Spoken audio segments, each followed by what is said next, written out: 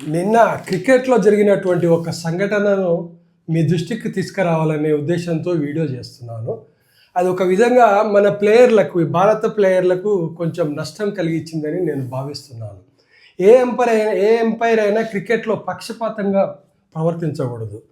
పక్షపాతంగా ప్రవర్తిస్తే మొత్తం ఆట గతే మారిపోతుంది.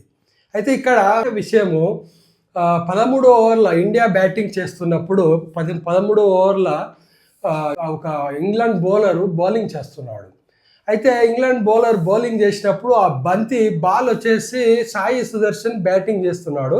సాయి సుదర్శన్ బ్యాట్కు తగిలి కింద పడ్డాడు. కానీ అది ఎంపైర్ అవుట్ ఇవ్వలేదు. శ్రీలంక ఎంపైర్ అతను కుమార ధర్మసేన అవుట్ ఇవ్వలేదు. ఇవ్వకపోతే వాళ్ళు ఇంగ్లాండ్ ప్లేయర్స్ అంతా కూడా ఎల్బిడబ్ల్యూ అప్పీల్ చేశారు. అందరూ అరిచారు.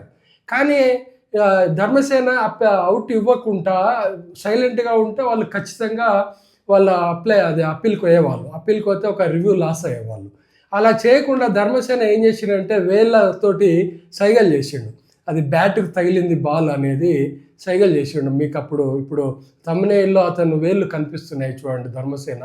ధర్మసేన వేళ్ళతోటి బాలు బ్యాట్కు తగిలిందని చూపించడం వల్ల ఇంగ్లాండ్ ఫీల్డర్స్ వాళ్ళు అప్పీల్కు పోలేదు, రివ్యూకు పోలేదు.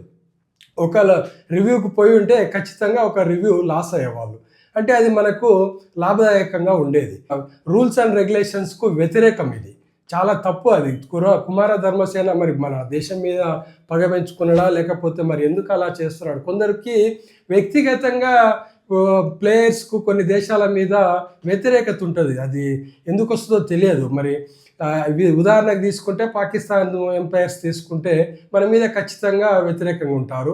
భారతదేశ ఎంపైర్స్ తీసుకుంటే పాకిస్తాన్ మీద ఖచ్చితంగా కొంచెము వ్యతిరేకంగా ఉంటుంది. వాళ్ళ మనోభావాలు ఆ విధంగా ఉంటాయి. దాంట్లో ఏమాత్రం అది మంచిది కాదు. కానీ అది నరాన అట్లా పాకిపోతుంది. అలా కుమార ధర్మసేనకు కూడా మన మీద మరి ఏమన్నా అలాంటి వ్యక్తిగత అభిప్రాయం ఉందేమో, వ్యతిరేకత ఉందేమో